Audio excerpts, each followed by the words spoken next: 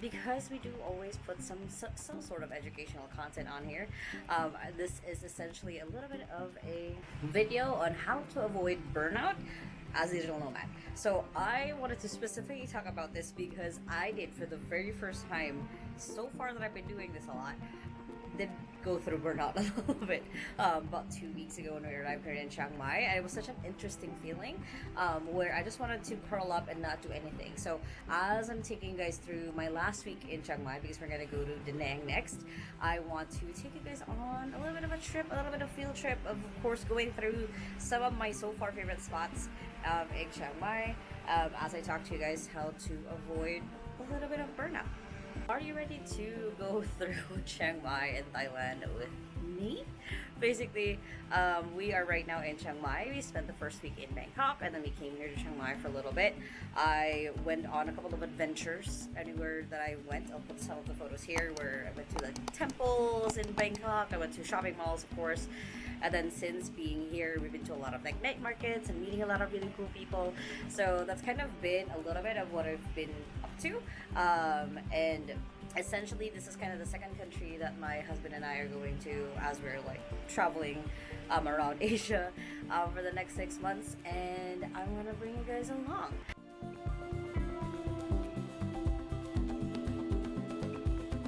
I can feel the buzz when we're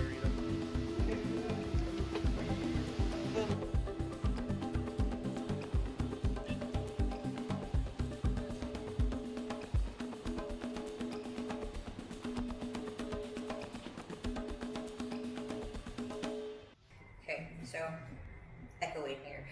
One of the first things that you can do to avoid burnout as a digital nomad is to create a routine for yourself. So right now I'm in an elevator, obviously, and I'm gonna go and get myself coffee and right now microwavable food from 7-Eleven just because it's the quickest one in between meetings that I'm doing at the moment. But that's the first one, is create a routine, run, journal, whatever that is, but have a routine you stick to while you're traveling. Now, the biggest reason why you need that routine while you're traveling is it keeps you a little bit grounded of something familiar, even when you're in a totally new environment. So for me, whenever I know that I stray from my routine, and I will, I just have to get right back into it because that's one of the ways that I can make sure that I'm pouring into my own cup as I'm letting myself explore and see more of the world. So that's the first thing, is to build yourself a routine of walking around or going out for a coffee or journaling, whatever it is. You have a morning routine and maybe even an evening routine depending on where you're at, just so again you have that familiar thing even as you're going around and exploring different parts of the world, or especially when you're still working as you are traveling.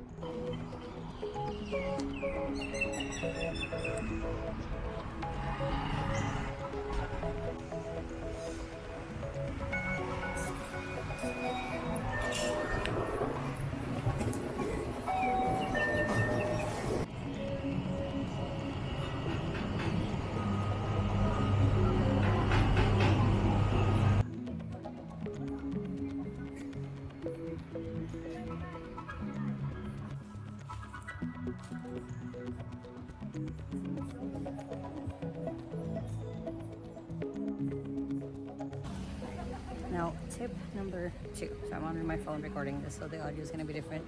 Tip number 2 is to learn how to adopt the mindset of I'll come back again. And this is something that I am recently learning as well, kind of traveling and going through places as someone who used to have a bajillion and million things on their itinerary.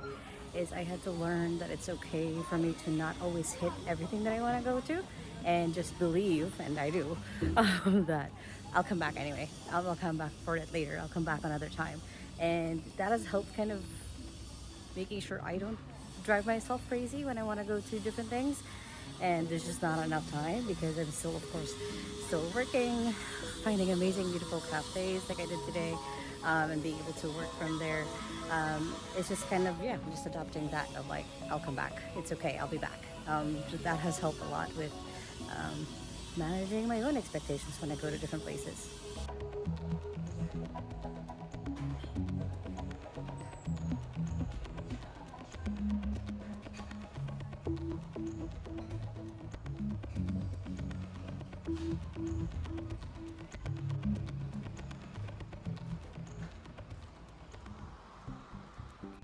next tip is to find out what your bare minimums are. And what I mean by that is like when you're finding places or looking for like Airbnbs or hotels, find out what are the things that you know you can live with and what are things you can't live without.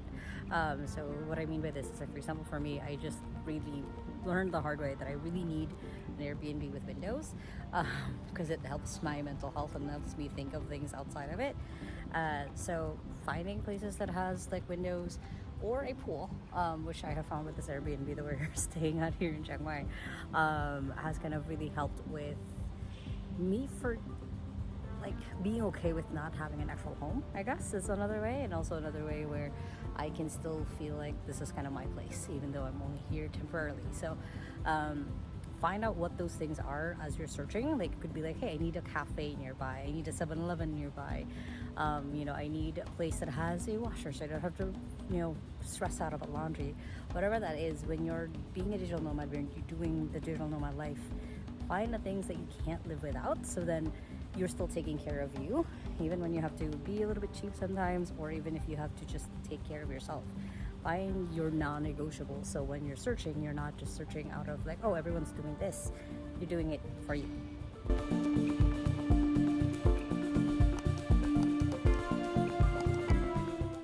Next tip, do try to travel as light as you can so you're not lugging around luggage like we are. I know it's very tempting. I'm very much an overpacker, just in case person.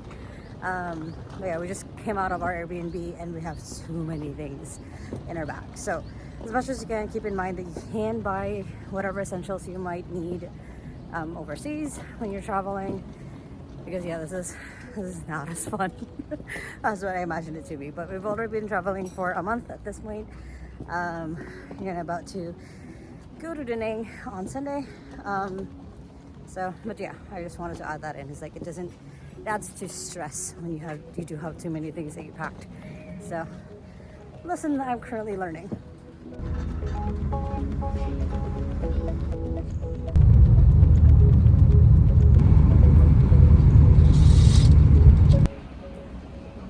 And finally, embrace the chaos.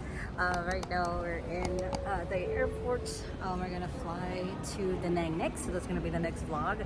I haven't really decided yet what that topic is gonna be, but on just calming down yourself and dealing with burnout or avoiding burnout in general. Sometimes it'll happen, and that's kind of just the best thing that you can really do for yourself is just, again, embrace the chaos. Just kind of expect that it'll happen and kind of just let yourself rest, sit in the discomfort for a little bit, and then know that you can recharge, know that you can probably be a little bit better the next day.